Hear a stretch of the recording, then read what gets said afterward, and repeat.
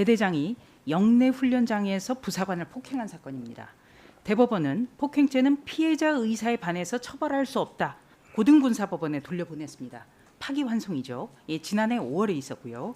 그런데 군사법원이 대법원이 틀렸다. 이렇게 판단하면서 벌금 200만 원을 선고한 원심을 확정한 사건이 있습니다. 쟁점은 군형법입니다.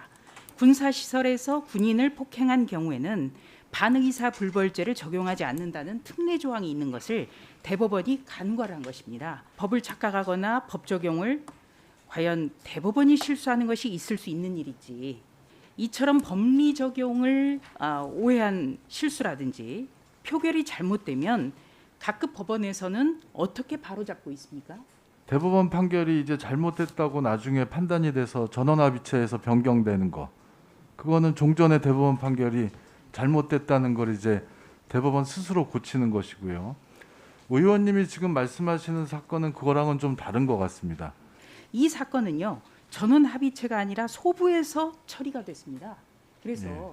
실수를 은근슬쩍 넘어가려고 한 것 아닌가? 이제 저 대법원 최종 판결에서 나오는 것처럼 사실 문제로 봐버리니까 대법원에서는 그렇게 이제 판시를 하니까 이론 자체로는 하자가 없습니다. 근데 그 실체가 어떤 것인지는 의원님 말씀처럼 언론기관이나 또 보는 사람 학자에 따라서는 여러 가지 평가가 있을 수 있다고 생각합니다. 그만큼 대법원의 권위에 대해서는 신뢰를 하고 있기 때문에 이번 사건이 굉장히 좀 논란이 있다. 저는 그렇게 생각하는데요. 예. 이런 논란, 두 가지의 파문이 왜 나왔을까를 생각을 해보니까 최초로 잘못 판단한 노정희 재판관, 그리고 두 번째 판결을 은근슬쩍 해주려던 박정희 대법관, 전부 어떤 특정 서클에 소속이 되어 있습니다. 그런데 현 정부 들어서 지나치게 법원에서의 특정 그룹이 포진하면서 이 외치고 있는 사법개혁의 구호가 실질적으로는 실력과 인사에 있어서 사법 후진 아니냐? 네, 답변하기가 참 어려운 부분인데 여러 가지 의견이 있을 수 있다고 생각합니다. 엄청난 잘못을 저지르고도 대법원장의 입장 표명이나 당사자들의 입장 표명도 없습니다. 제3고심에서 또 다른 대법관이 옆에 있는 대법관의 명백한 잘못을 인정은커녕 그걸 덮기 위해서 허위 사실을 판시를 합니다. 파기환송 후 사정 변경이 있다. 사실관계 변화가 있다. 즉 그 이야기는 영내의 폭행이냐 아니냐에 대해서 사실관계 변화가 있다. 그런데 아니거든요. 기소 단계부터 원심까지 쭉 영내라는 게 범죄 사실에 명시가 되어 있어요. 뭐 제가, 대법관들이 예. 이런 작태를 벌이고 있어요.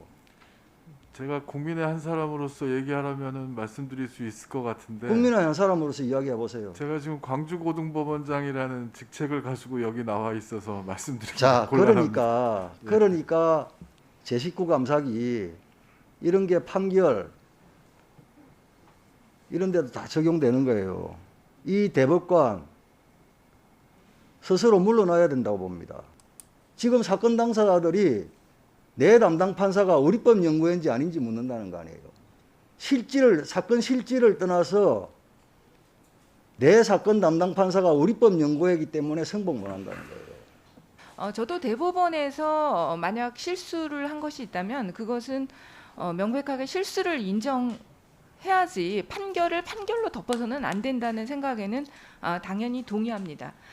그런데 이 사건은요, 보면은 그거하고는 좀 다른 사건입니다.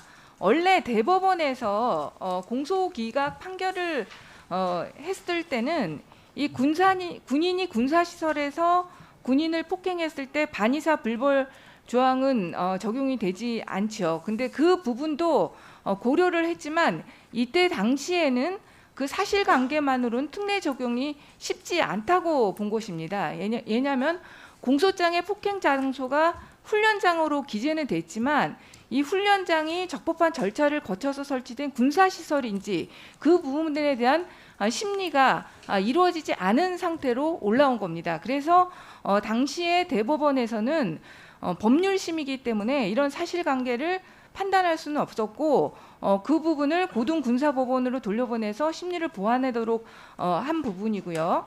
그러니까 형법에 그냥 그 반의사 불법죄 폭행에 대한 반의사 불법죄 조항을 적용해서 그때는 보낸 것이죠. 근데 파기환송심 재판부에서는 명백하게 그 부분에 대해서 폭행 장소가 특례가 적용되는 장소로 본 것입니다. 그 부분을 이제 공소장에서도 각주의 판결문 각주에서 이제 명백하게 밝히고요.